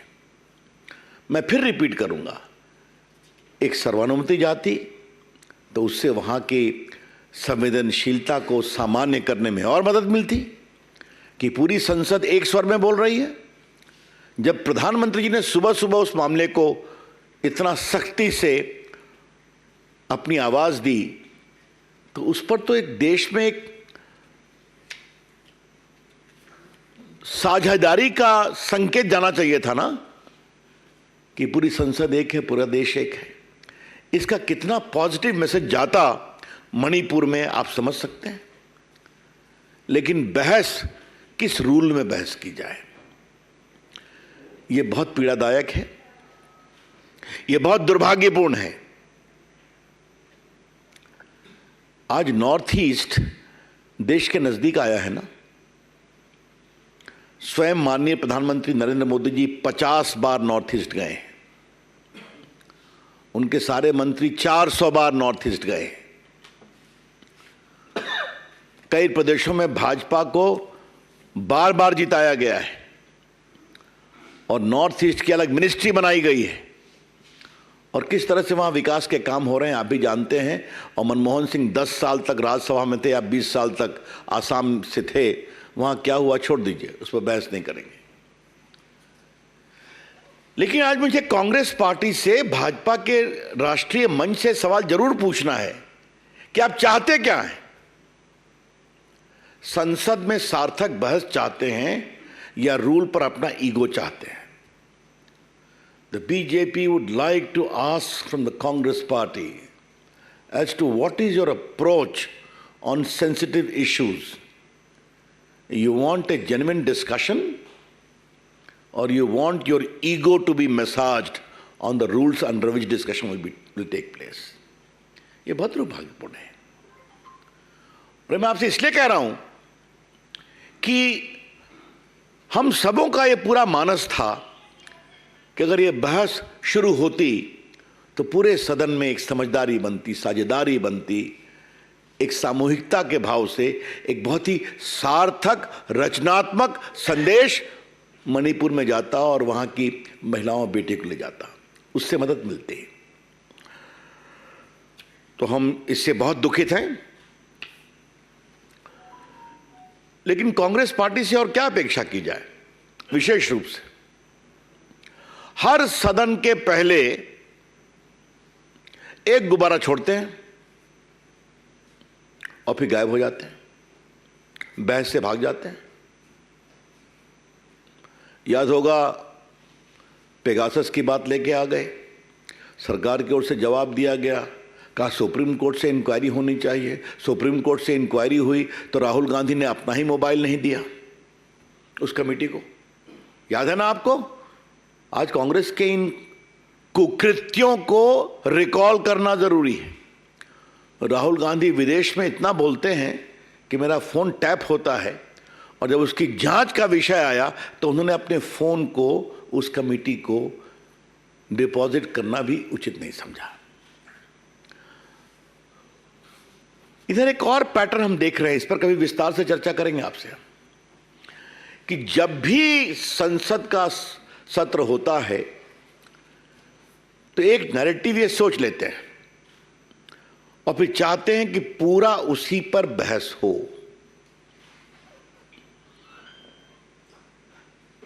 हम किसी व्यावसायिक ग्रुप के समर्थन में हम नहीं हैं। अडानी पर कितना हंगामा किया गया, सरकार ने जवाब दिया। राहुल गांधी का जवाब मैंने खुद दिया था लोकसभा में। सुप्रीम कोर्ट ने बाकायदे कमेटी बनाई हुई है, फिर भी हंगामा। और जब मालूम हुआ कि कांग्रेस पार्टी के राज में ही और मनमोहन सिंह के राज में अडानी जी ने व्यापार क्या क्या किया है, तो फिर बैकफुट पे चले गए। ये क्यों? कभी पेगासस, कभी अडानी, कभी कोई विदेश में कोई रिपोर्ट आई कोलिसिव तो उस पर, कभी किसी विदेशी टीवी चैनल ने कोई डॉक्यूमेंट्री बनाई तो उस पर। सदन को किसी न किसी रूप में डिरेल करना है, सदन को नहीं चलने देना है। और राफेल की बात तो आप जानते ही हैं, कितना हंगामा हुआ था। और उसमें ऐसे शर्मनाक नारे लगाए गए थे हमारे प्रधानमंत्री के बारे में, जनता ने जवाब दिया। तो आज हम बहुत पीड़ा से आपके से ये शेयर करने आए हैं कि जो पैटर्न कांग्रेस पार्टी ने विशेष रूप से बना रखा है, हर सदन के शुरू के पहले कोई चीज लेके आना, फिर बहस नहीं होने देना, फिर बहस से भागना और फिर आरोप लगाना कि नरेंद्र मोदी सरकार बहस से भागती है। इस पैटर्न को देश के सामने बताना जरूरी है, इसलिए हम आपके सामने आए हैं। ये बताएं कि जो हुआ मणिपुर में वो तो शर्मनाक है, दुर्भाग्यपूर्ण है। स्थिति अब काफ़ी संभल रही है। एक आपराधी गिरफ्तार भी हुआ है, मुख्यमंत्री जी ने कहा है। कल सरकार की ओर से बात की गई, माननीय गृह मंत्री ने बात किया, माननीय स्मृति ईरानी जी ने बात किया, आज प्रधानमंत्री ने पब्लिकली कंडेम किया, तो पूरी सख्त कार्रवाई हो रही है। लेकिन एक मेरे मन में सवाल उठता है संदेहास्पद परिस्थितियों का। ये क्या है? आज हम जुलाई में है ना, तो मई के पहले वीक की घटना एकाएक ट्विटर पर एक दिन पहले आ जाती है। ये क्या है? सदन के शुरू होने के एक दिन पहले और फिर हंगामा शुरू हो जाता है। मैं फिर कह रहा हूं, घटना बहुत गलत है, हम सभी उसकी भर्त्सना करते हैं। सख्त कार्रवाई हो रही है और होगी। वहां के मुख्यमंत्री पूरा कार्रवाई कर रहे हैं और प्रधानमंत्री ने इस बारे में बहुत चिंता व्यक्त की है। लेकिन ये क्या है? तो ये अपने आप में कई सवाल खड़े करता है। जब परिस्थितियां बहुत संदेह और संशय से भरी हों तो आप उचित निष्कर्ष निकाल सकते हैं। When a particular incident is surrounded with a lot of mystery and suspicious circumstances about the timing part, then you can draw your own conclusion. आज मैं एक आग्रह जरूर करूंगा। हम सभी सोशल मीडिया का बहुत सम्मान करते हैं। भारत आजाद है, अपनी बात कहने का अधिकार है। लेकिन ट्विटर हो या कोई भी हो, इस तरह से अपने बेटियों की तस्वीर दिखाएंगे आप? ये बहुत पीड़ादायक है। इससे अधिक मुझे कुछ नहीं कहना है। थोड़ा उनको भी जिम्मेवारी का एहसास करना चाहिए। अब ये तो हो गई मणिपुर की बात। सोनिया जी और प्रियंका जी और राहुल जी, चलिए खड़गे जी, ये जो जोधपुर की घटना हुई है, इस पर आप खामोश क्यों हैं भाई? जोधपुर जिले में एक परिवार के 4 सदस्यों को जिंदा जला दिया गया। हत्याकांड के बाद चारों शवों को आंगन में रखकर आग लगाई। महिलाएं भी थी ना उसमें, परिवार में। सोनिया जी कुछ बोली हैं क्या? उन्होंने फोन भी किया है क्या अशोक गहलोत को? प्रियंका जी कुछ बोली हैं क्या? क्या मतलब है इसका? अगर महिला और गरीबों के संवेदनशीलता के प्रति आप जागरूक हैं तो दिखाई तो पड़ना चाहिए ना। और एक घटना तो करौली का रेप केस जो है, एक दलित युवती के साथ गैंगरेप किया गया, हत्या कर फिर एसिड डालकर जलाया गया। ये क्या है? आज तक गहलोत सिंह ने कुछ उस पर किया, सोनिया जी ने कुछ बोला, प्रियंका जी ने कुछ बोला, राहुल जी ने बोला, खड़गे जी ने बोला। तो ये जो आपके स्पष्ट दोहरे मानदंड हैं, इसके बारे में क्या कहा जाए? हमारी पूरी रिपोर्ट है कि राजस्थान में आजकल बलात्कार की कितनी घटनाएं बढ़ रही हैं। पूरी रिपोर्ट हमारे पास। कुछ नहीं बोलती कांग्रेस पार्टी। अगर इतना ही महिलाओं के सुरक्षा की चिंता है तो कभी तो आप बोलेंगे। और जहां तक छत्तीसगढ़ का सवाल है तो हमारे पास एक और रिपोर्ट है कि किस तरह से छत्तीसगढ़ में बलात्कार की घटनाएं बढ़ रही हैं। ये तो वहाँ के नेशनल क्राइम ब्यूरो का डाटा बोल रहा है। और जिस तरीके से वहाँ आदिवासियों का हक छीनकर फेक सर्टिफिकेट पर लोगों को आदिवासियों का हक दिया जा रहा है, ये भी बहुत बड़ा विषय है। और बाकी भ्रष्टाचार तो है ही है। तो हमारा खाली कहना यह है कि आप सदन चलने दीजिए, बहस करिए, बहस का हम जवाब देंगे। अपनी बात भी कहिए, हमारी बात भी सुनने को तैयार रहिए। लेकिन कांग्रेस पार्टी बहस में रुचि नहीं रखती। इसलिए आज आपके माध्यम से देश को पार्टी की चिंता रखनी थी और ये हमने अतीत के कई उदाहरणों से बताया आपको। हम इसे उचित नहीं मानते। मैं फिर रिपीट करूंगा, मणिपुर की घटना बहुत पीड़ादायक है। सख्त कार्रवाई हो रही है और सख्त कार्रवाई होगी। माननीय गृह मंत्री जी ने बात की है, प्रधानमंत्री ने टीका अपनी चिंता बताई है और मुख्यमंत्री काम कर रहे हैं। एक व्यक्ति गिरफ्तार हो गया है, आगे भी सख्त कार्रवाई होगी। लेकिन सदन सदन होता है, सदन में आइए, बहस करिए, अपनी बात कहिए, सख्ती से कहिए, हमारा जवाब भी सुनिए। वो ये तैयार नहीं होते। धन्यवाद मित्रों। सुजीत ठाकुर, कभी एक भी पूछ लिया कीजिए। हाँ हाँ जी, ठीक है।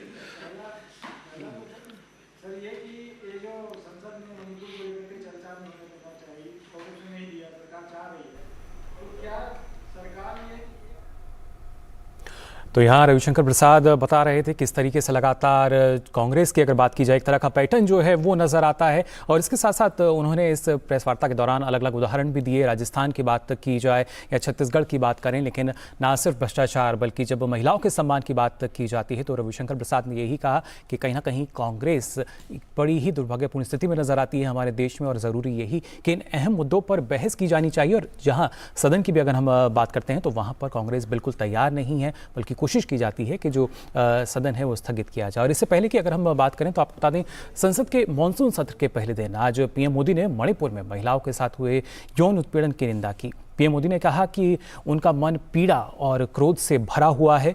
पीएम ने कहा कि ये घटना चाहे जहां कहीं की भी हो, किसी ने भी की हो, पर पूरे देश की बेइज्जती हुई है। इसके लिए जो भी गुनहगार हैं उन लोगों को बख्शा नहीं जाएगा। आज जब मैं आपके बीच आया हूं, इस लोकतंत्र के मंदिर के पास खड़ा हूं, तब मेरा हृदय पीड़ा से भरा हुआ है, क्रोध से भरा हुआ है। मणिपुर की जो घटना सामने आई है, किसी भी सभ्य समाज के लिए यह शर्मसार करने वाली घटना है। पाप करने वाले, गुनाह करने वाले कितने हैं, कौन है, वो अपनी जगह पे है, लेकिन बेइज्जती पूरे देश की हो रही है। 140 करोड़ देशवासियों को शर्मसार होना पड़ रहा है। मैं सभी मुख्यमंत्रियों से आग्रह करता हूं कि वे अपने राज्य में कानून व्यवस्थाओं को और मजबूत करें, खास करके हमारी माताओं बहनों की रक्षा के लिए कठोर से कठोर कदम उठाएं।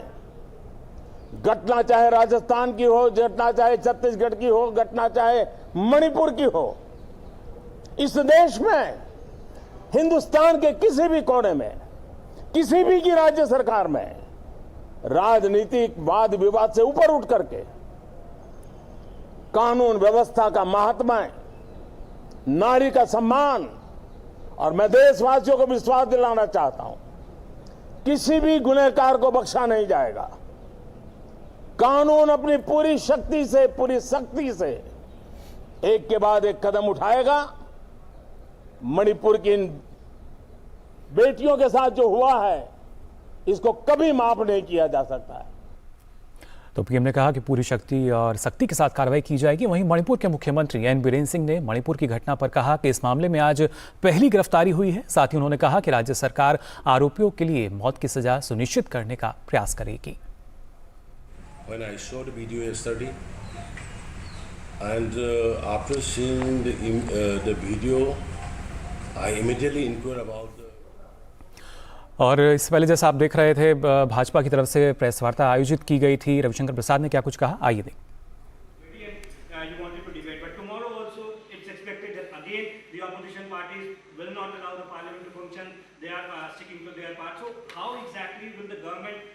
and you as a party sir will be reaching out to the opposition parties to ensure that this session runs and a thorough discussion and a serious discussion takes place on Manipur, sir. मेरी बात सुन लीजिए आप।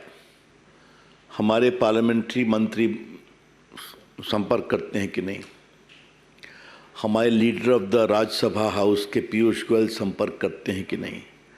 हमारे व्हिप्स और chief whip संपर्क करते हैं कि नहीं?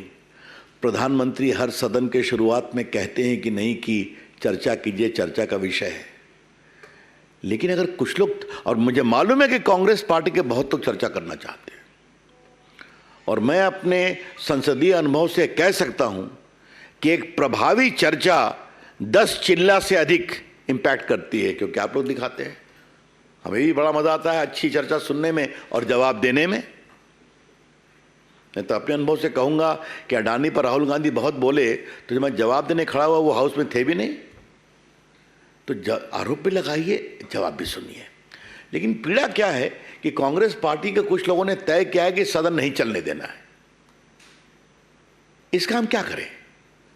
देश को यह जानना जरूरी है कि कांग्रेस पार्टी प्रामाणिक ईमानदार डिबेट से भागती है, क्योंकि बात निकलेगी तो बहुत दूर तक जाएगी।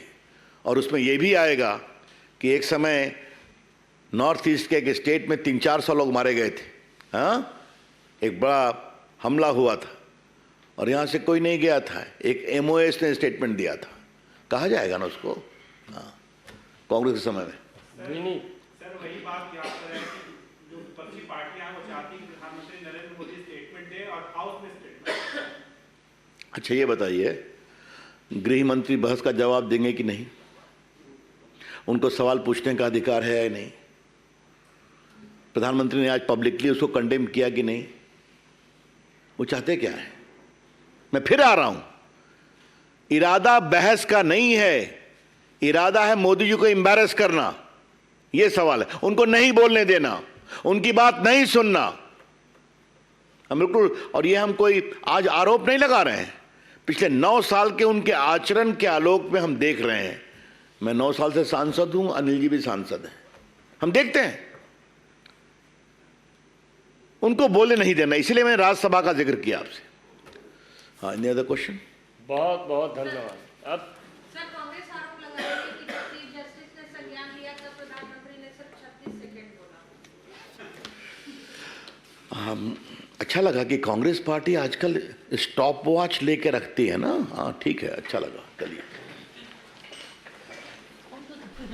तो रविशंकर प्रसाद ने काफ़ी तल्ख तेवर में कहा कि कांग्रेस की अगर बात की जाए, जब मौका होता है, जब चर्चा की जानी चाहिए, तब पार्टी की तरफ से कोई भी चर्चा नहीं की जाती, क्योंकि आज पूरा देश जो है वो स्थिति जान रहा है मणिपुर की फ़िलहाल क्या स्थिति बनी हुई है। और ख़ासतौर से मणिपुर के अगर बात की जाए तो यहाँ जो CM है उन्होंने एक ट्वीट भी किया है और कहा कि उनकी संवेदनाएँ उन 2 महिलाओं के प्रति हैं जिनके साथ बेहद अपमानजनक और अमानवीय कृत्य किया गया। उन्होंने कहा कि वीडियो सामने आने के तुरंत बाद घटना का स्वतः संज्ञान लेते हुए मणिपुर पुलिस हरकत में आई और आज सुबह पहली गिरफ्तारी की गई।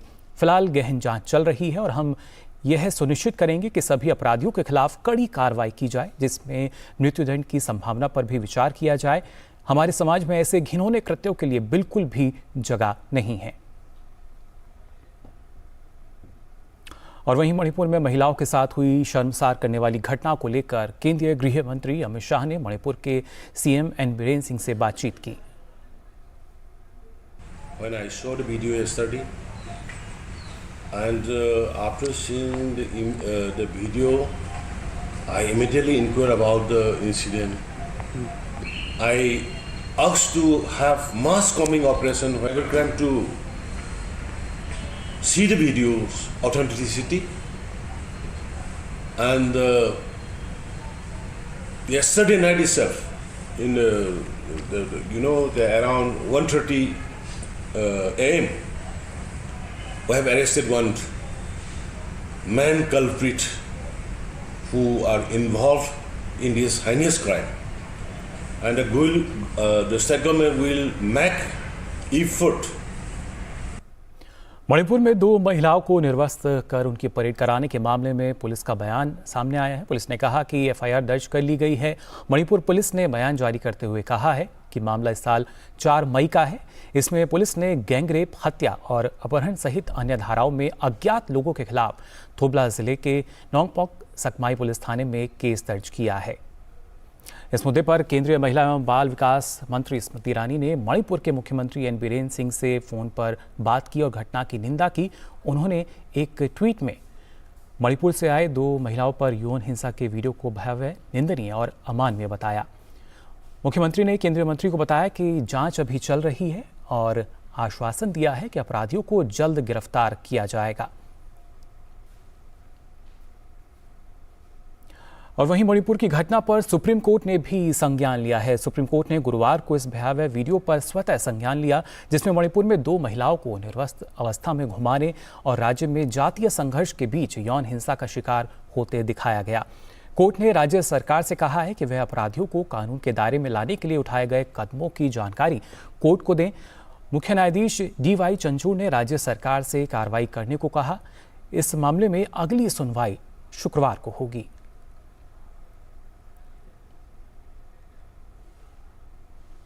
राष्ट्रीय महिला आयोग की अध्यक्ष रेखा शर्मा ने मणिपुर की घटना को दिल दहला देने वाली घटना बताया है। उन्होंने बताया कि राज्य सरकार ने 24 घंटे के अंदर इस मुद्दे पर रिपोर्ट मांगी गई है। राष्ट्रीय महिला आयोग ने इस मामले में ट्विटर को भी नोटिस दिया है। नोटिस में ट्विटर से पूछा गया है कि उन्होंने इस तरह से एक महिला का बिना कपड़ों के वीडियो प्रसारित करने पर आपत्ति क्यों नहीं जाहिर की। It is indeed a very shocking incident. I have not only talked to the DGP, I have also taken cognizance and talked to CS also. He said yes, it happened in May.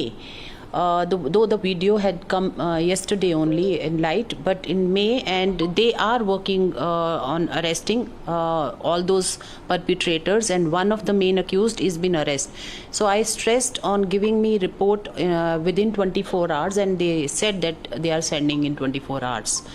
Also, we are writing to the Twitter that how they circulated, they allowed to circulate that video of women who without clothes on the Twitter. So we are giving a notice to Twitter also. जो व्यक्ति जिसने उनको पकड़ा हुआ था और एक हाथ उसका उस मुंह पे था, वो मेन अक्यूज पकड़ा गया है और वो आइडेंटिफाई कर रहे हैं थ्रू वीडियोज ऑल्सो कि किसको किसको, क्योंकि भीड़ बहुत ज़्यादा थी तो आइडेंटिफाई करने में थोड़ा टाइम लग रहा है।